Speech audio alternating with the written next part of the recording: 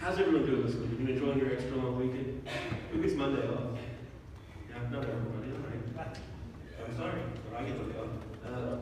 So we are enjoying our extra long weekend. Has anyone made it up to the Canfield Fair yet? Yeah. Are you guys ready for the street fair? I'm excited for the street fair. I've never been to street fair, but I'm told there's lots of fried food stands. And so I'm looking forward to this fried dough dipped in sugar. Oreos, oh, fried Oreos. I've never even had that. I just keep hearing about them. I think it's myth. But I think it's lucky that we're talking today about community while all of these exciting things are going on in our community. All of these events, all of these things are taking place to sort of build Columbiana into a closer, more fun, more exciting community to live in. So it's appropriate that today we're talking about godly communities. So for the last few summer, we've been talking about our vision statement: living shared love, grace, and growth in Christ. And we finally were on the growth portion of this. So for the next few weeks, we're going to be talking about how we can grow our relationship with Jesus. And last week, or the first week, I talked about growing closer to Jesus in prayer. And last week, Curtis betrayed me by telling him all about my secret kazoo talent. And I still can't sing. I repeat that a lot so no one tries to make me do a choir or anything. Can't sing, won't do it. Somehow I keep doing it as part of the sermon, and I don't know why I keep doing it if I can't sing. But it keeps happening. But last week, Curtis talked about growing a relationship with Jesus through worship. But today we're talking about growing closer to Jesus by being part of a community of believers. And since we're talking about community today, I want to take this opportunity to double down on our announcement about life groups. Life groups are an awesome opportunity to be part of community believers. It's an opportunity to grow closer to Christ with your friends, with people who you love, with people who are there to support you. So as I'm talking today, as I'm sharing what God's placed in my heart about community, be praying and be thinking about joining one of our life groups. So, let's get started. First thing we have to understand about community is that God designed us for community. That's what He built us for. If we're going to, it's how we were programmed. Inside all of us, we have a desire to love and to be loved by other people. In fact, this is why we socialize. This is why we find groups of people that we get along with. This is why we find a spouse. This is why we find friends. It's because we have a desire to be a part of a community. In fact, it's one of the very first things that God ever says about mankind. In Genesis 2, in the very beginning of the Bible, God says this: "The Lord God said, it is not good for man to be alone. I will make a helper suitable for him." See, from the very beginning of time, God's plan was for us to be a part of a community of believers. From the very beginning of time, God's plan was for us to share our lives with one another. Because just like this passage says, it is not good for man or for woman to be alone. Have you heard that saying, "No man is an island"? You ever heard that phrase? There's a song that came out, I think, Mercy Me, not too long ago. "No man is an island." That's because we aren't meant to be alone. We aren't meant to be isolated. When we are, our lives don't work the way that they're supposed to. See, God is our designer. He knows what's best for us. He built us. He knows the best way to keep the engine running. And in community, He built us to work in a certain way. And that's in community. And if we try to do things our own way, if we try to go our own way and forge our own path and be alone, we're not going to get good results. It actually reminds me of this time in college when I had this really difficult class. It was insanely difficult. I think the professor thought it was fun to be the worst. 50% of the people who signed up for the class would drop the class. And 50% of the people who remained in the class failed the class. So only 25% of the original crew would pass the class. And this is comp 2. It's like an English class. It's not even like theology or something. So no one had a good excuse other than that he was just too hard. And And it took us forever to do these assignments because the entire class was basically one research paper. And so the first assignment would be go and choose a topic, and you give a grade like, oh, that's a stupid topic, choose another one. And then you go do your research, and it's like, that's not very thorough research. And so so every step along the way was a different grade. And it all culminated in finally you turned in a complete research paper and got a grade on that paper. And that was your final. And this class was required. It was a prereq for pretty much any other Bible class I wanted to take. So I had to really do good on it. And it's nearly in the semester, and everybody's excited. Most of the classes have already wrapped up and taken their finals. And everyone's excited, and everyone's being loud, and there's a lot of energy in the dorms, so it's just not a good place to study. So I made the decision that I'm going to go and visit a friend. I'm going to go stay at a friend's house, I'm going to do some homework there. And so I borrowed Lauren's car, and I go to my friend's house. And Lauren and I aren't even married at this point, we're just engaged. And I get to my friend's house, or I take a borrowed car to go to my friend's house, and right away I realize that something isn't right. Something's not right with the car. It's just handling weird, it feels very stiff, it's just not, it's taking forever to get up to speed the way it's supposed to be. And I kept looking at, there's a little display. I kept looking at the display, I said, maybe the check engine light's on, but the check engine light's not coming on. And I think, well, maybe maybe it's like it fell out of gear, it's a 2 or something. No, it's in the right gear. But no matter where I was looking, I just couldn't figure out why I wasn't getting up to speed. So eventually, I'm looking at make sure it's not like the engine's not going to explode or something. And eventually, I get to my friend's house. I get out of the car and I smell this really nasty, that burning rubber smell, a distinct smell of burning rubber. And I can smell that nasty smell, but it's not coming from the engine. It's coming from the tires. See, what I had to realize is that Lauren had parked on an incline, and so she had her emergency brake on. So I drove 30 minutes with Lauren's e-brake on. It was just kind of on, like enough to stop the car from like rolling back on top of somebody, but not enough to really stop the car. So I was still able to force it to down the highway, but I wasn't able to handle the way I'm supposed to. And see, because I had used the car in the way other than it was supposed to be used, other than the way it was designed used, I got really bad results. The car was very slow, and I needed to get Lauren some new brake pads. And in the same way, we are designed to operate as part of a community. And when we fail to do so, the results we get are as harmful and as destructive to us as if we were driving with our e-brake on. So as we grow in our relationship with Christ, to get the best results, we have to be part of a godly community. Now, the second thing you have to understand about community is that community helps us get through difficult times.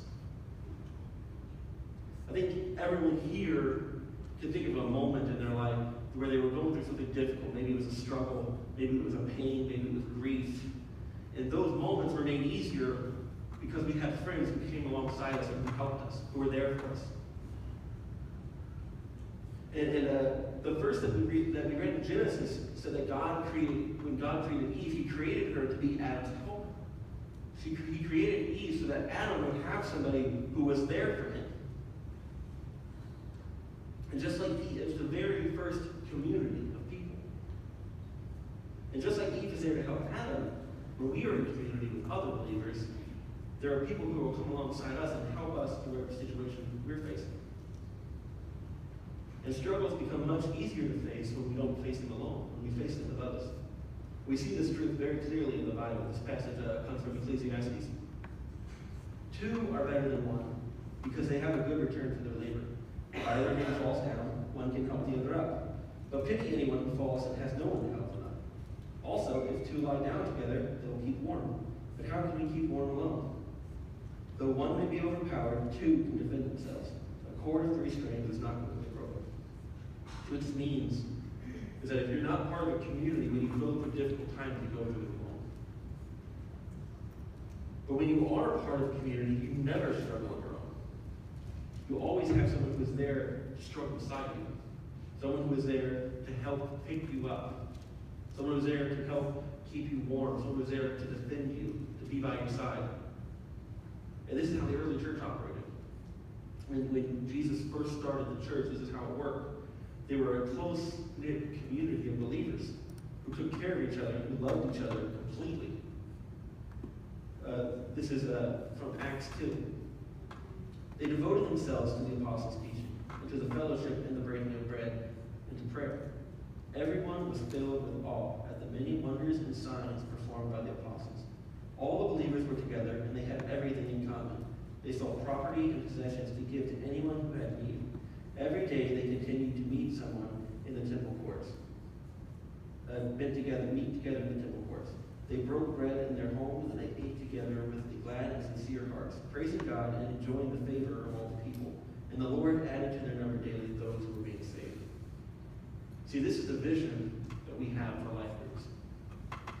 This is what our plan is. We want you to be a part of a community like the church was supposed to be, like the church was built to be.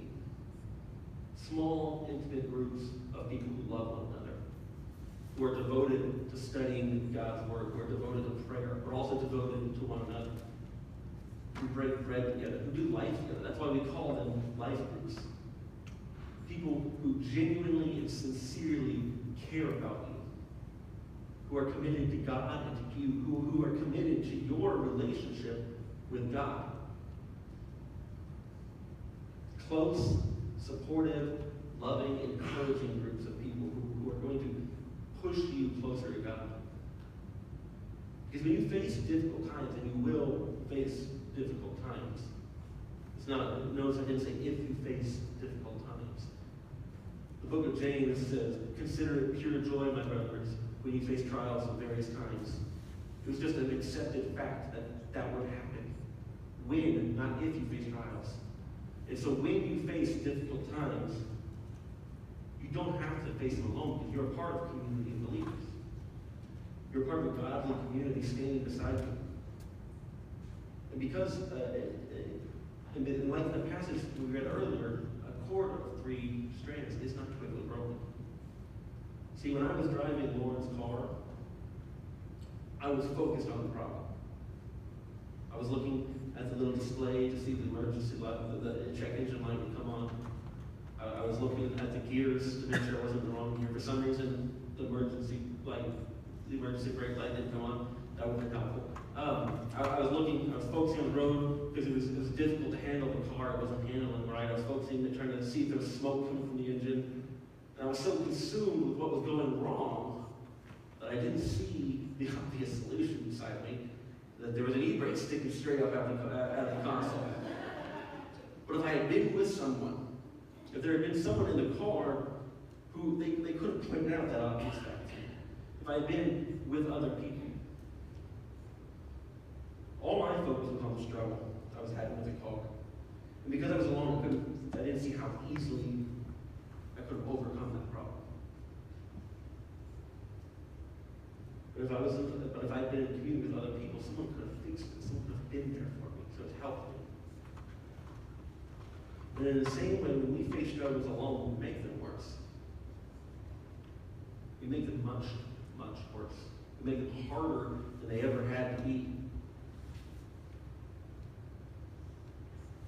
And difficult times are made easier when there's somebody there to say, hey, the e-brake's on.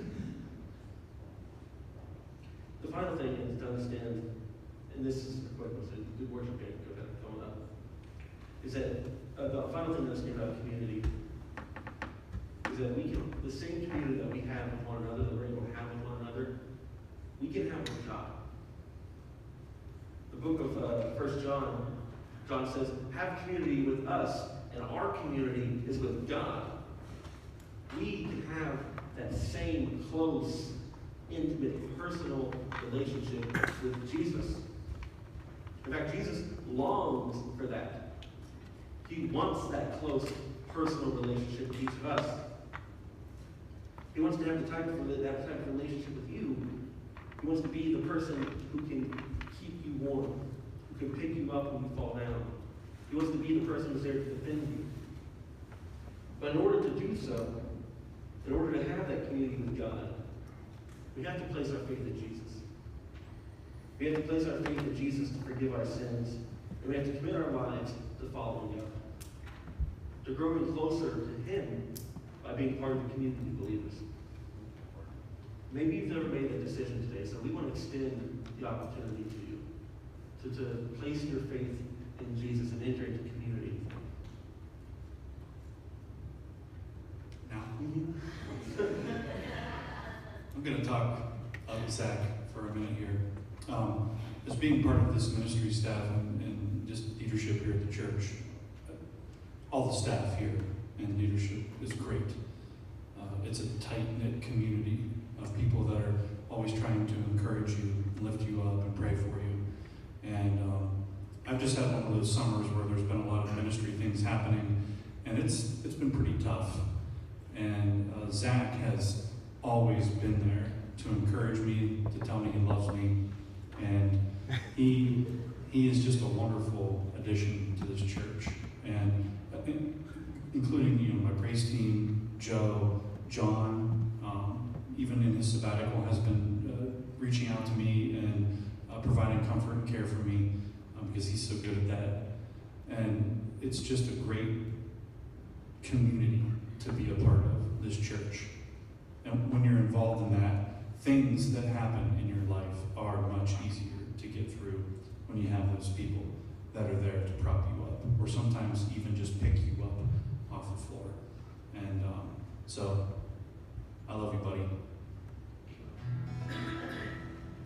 Let's stand for this one, because this one's worth standing for. When we talk about our community, our